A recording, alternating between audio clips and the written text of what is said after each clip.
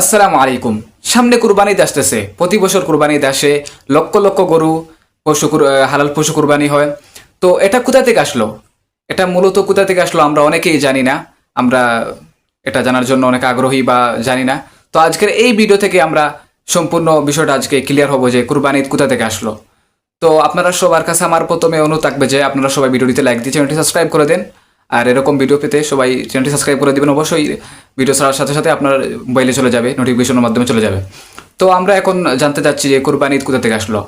তো আমরা কম বেশ অনেকে জানি যে হযরত ইব্রাহিম আলাইহিস সালাম এবং তার ছেলে হযরত ইসমাইল আলাইহিস সালামের কাছ থেকে এই বিষয়টি আসছে।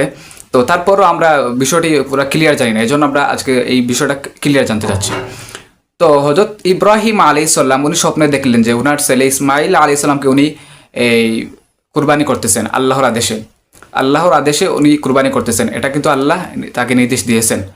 তো উনি এই আদেশ পাওয়ার পরে উনি তার ছেলেকে জানান যে আল্লাহ এরকম আমাকে স্বপ্নে নির্দেশ দিয়েছেন যে তোমাকে আমি কুরবানি করতেছি, তুমি রাজি কিনা। তো সাথে সাথে উত্তরে হযরত ইসমাইল আলাইহিস সালাম উনার ছেলে হযরত ইসমাইল আলাইহিস সালাম জানান যে অবশ্যই আমি জানি, আমি রাজি, কেননা আমার আল্লাহ যেহেতু এই প্রস্তাব দিয়েছেন বা এই নির্দেশ দিয়েছেন, এই জন্য আমি অবশ্যই রাজি। তো তারপরে ওনারা একটা মরুভূমির এই পাহাড়ে চলে যায়। তো পাহাড়ে চলে যাওয়ার পরে যখন হযরত ইব্রাহিম আলাইহিস সালাম এই ইসমাইল আলাইহিস সালামকে মাটিতে পুঁতে রাখার পরে একটা পাথরের উপরে রাখার পরে যখন উনি ছুরির আঘাত লাগান, তখন কিন্তু এই ইসমাইল আলাইহিস সালামের গলা কাটে না। তো এটা কাটে না কারণ হচ্ছে এটা হচ্ছে আল্লাহর মূলত পরীক্ষা ছিল যে আমার ইব্রাহিম আলাইহিস সালাম আল্লাহর নবী ইব্রাহিম সালামকে এই পরীক্ষায় পাশ করে কি না। এই জন্য আল্লাহ ওনার ইমান আমলকে পরীক্ষা করার জন্য এটাই করেছেন, বা এরকম একটা কুরবানি ঈদ আসার এরকম হবে, এই জন্য বিষয়টা হয়েছিল।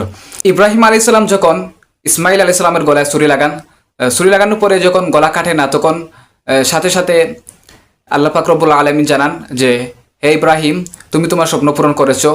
এখন আমি তোমাকে তোমার ছেলের সন্তানকে কুরবানির বদলা আমি একটা তোমার কাছে দুম্বা পাঠাচ্ছি। তো এই দুম্বাটা তুমি কুরবানি দেবে। তো উনি দুম্বাটি পাঠানোর পরে ওই দুম্বাটি হযরত ইব্রাহিম আলাইহিস সালাম কুরবানি করেন। এরপর থেকেই মূলত এই কুরবানি ঈদটি আসে। আর কুরবানিদের মধ্যে কিন্তু কুরবানি করা হয়, যাদের উপর কুরবানি ওয়াজিব তারা কিন্তু কুরবানি করে যাচ্ছে। এরকম কিয়ামতের আগ পর্যন্ত হয়েই যাবে।